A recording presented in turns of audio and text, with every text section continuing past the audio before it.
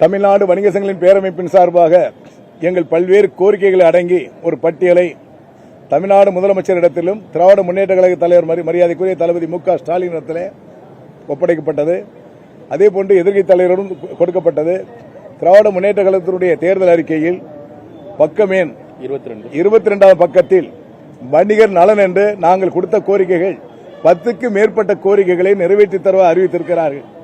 குறிப்பாக வணிகர் உரிமம் என்பது ஆண்டுக்கு ஒரு முறை எடுப்பதை 3 ஆண்டுக்கு உயர்த்தினார். மீண்டும் 10 ஆண்டுக்கு உயர்த்துவதாக அறிவித்திருந்தால் மேலும் நாங்கள் இன்று அது ஆயுள் உரிமமாக தரப்பட வேண்டும் என்பதை தெரிவித்திருக்கிறோம். அதையும் இன்முகத்தோடு ஏற்று மீண்டும் ஆட்சி பொறுப்பேற்று கட்டாயம் தருவோம் என்று உறுதியளித்திருக்கிறார்கள். அதேபோன்று 8000 ரூபாய் இப்போ மக்களுக்கு டோக்கன் கொடுத்தாங்க. இந்த 8000 ரூபாய் டோக்கன் என்பது பொருளை கொடுக்காம கடைகளிலே உங்களுக்கு தேவையான பொருளை வாங்குவது என்பது இரட்டடிப்பான மகிழ்ச்சியாக இருக்கிறது. காரணம், இந்த 2 கோடி மக்கள் பயன்படுவதோடு 2 கோடி வியாபாரிகளும் பயன்படுவாங்க.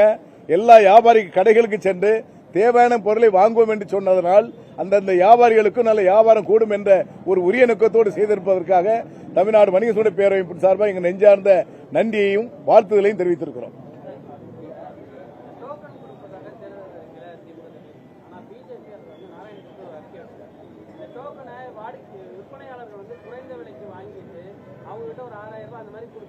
நாங்கள் பில் போட வேண்டியிருக்கோம், டாக்ஸ் கட்ட வேண்டியிருக்கோம்.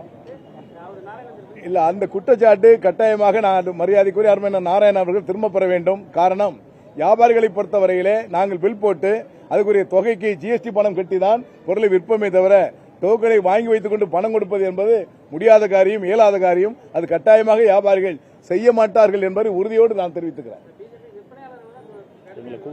இல்ல இல்ல, அதை கட்டாயமாக நடைபெறாது. அதை எங்களுக்கு முதலமைச்சர் அவர்களும் எங்களை அழைத்து பேசுவோம் என்று சொல்லியிருக்கிறார்கள். அதை தமிழ்நாடு வணிக சங்க பேரமைப்பு கண்காணித்துக் கொண்டு எந்த வியாபாரிகளும் அதுபோன்ற தவறுகள் நடக்கக்கூடாது என்பதில் மிக தெளிவாக இருக்கிறோம்.